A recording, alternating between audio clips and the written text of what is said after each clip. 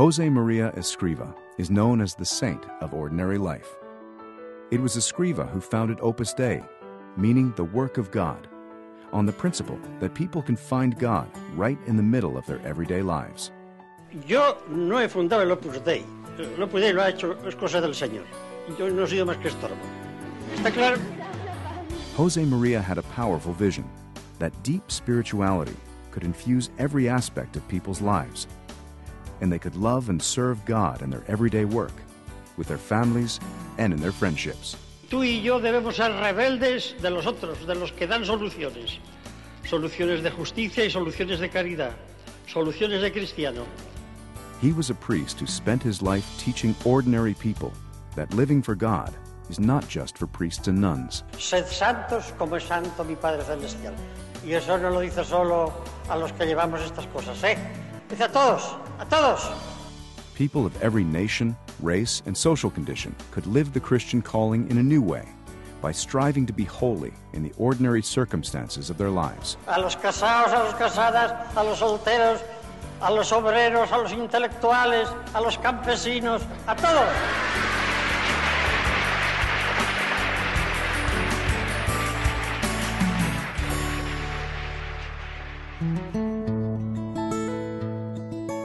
Josemaría Escrivá's openness to the will of God began at an early age.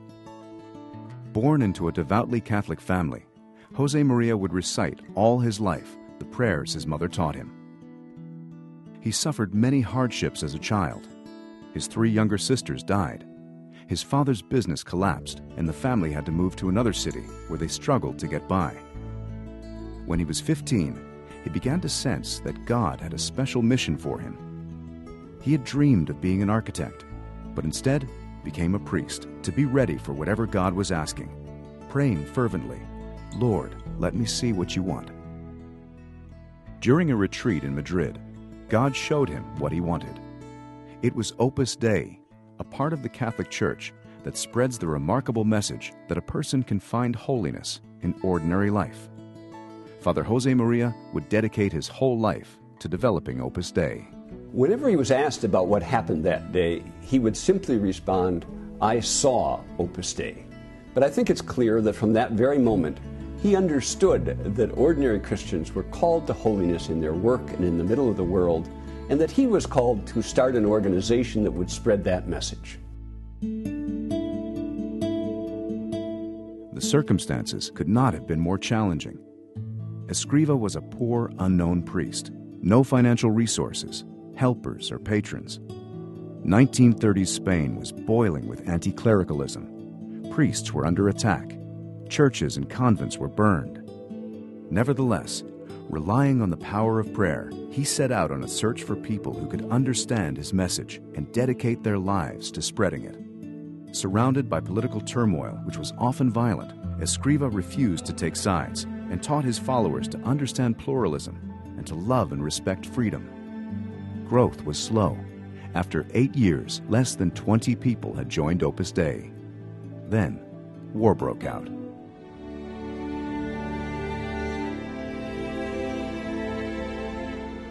The Spanish Civil War brought even fiercer religious persecution. Thousands of priests and nuns were murdered.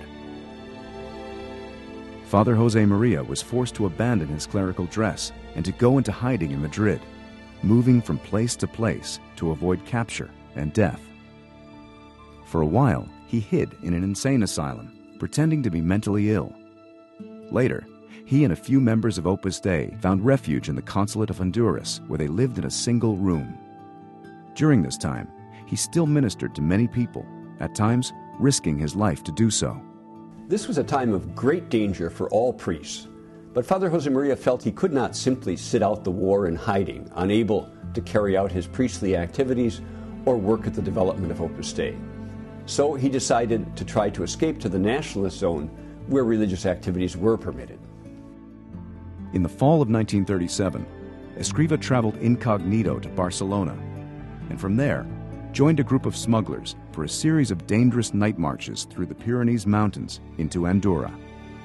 For the remainder of the war, he struggled to re-establish contact with the members and friends of Opus Dei. The Civil War left Spain destroyed. A few months later, the Nazis invaded Poland, beginning the Second World War that devastated Europe. Spain remained neutral, but suffered scarcity of food and extreme hardship. Despite the difficult conditions, Father Josemaría immediately resumed his activities in Madrid, and Opus Dei began to grow rapidly. It spread to other Spanish cities, and in 1944, 3 lay members, all engineers, became the first priests of Opus Dei. From the beginning, Escrivá had seen that Opus Dei would be for all people and for all time. In 1946, he traveled to Rome to seek Vatican approval so that international expansion could begin. He would live there for the rest of his life. By the mid-1970s, Opus Dei would be flourishing in over 30 countries on 6 continents.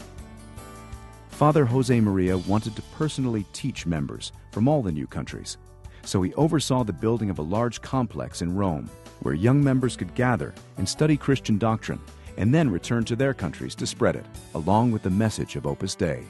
He really threw himself into this battle of formation, as he called it. He spent hours and hours talking with his sons and daughters, and the optimism and confidence with which he did it was truly inspiring. Beginning in 1970, Father Josemaría made long catechetical trips where he would meet with large groups of Opus Dei members and their friends to strengthen them in their Christian faith.